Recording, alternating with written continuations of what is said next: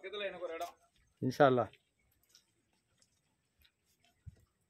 யார் ரிசர்வேஷன் பண்றது? ஜாகிர் பாய். பாவா ஏற்கனவே பண்ணிட்டாரு. எப்படியா? நமக்காக. அல்லாஹ். இங்கயா சொர்க்கத்திலயா? வசூல் எந்த தண்ணியில? வசூல் எந்த தண்ணியில இருக்கு?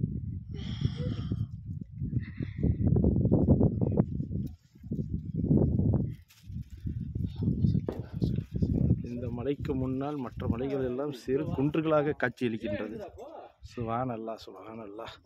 யா மேரே ஷேக் அப்துல்லா பாவா.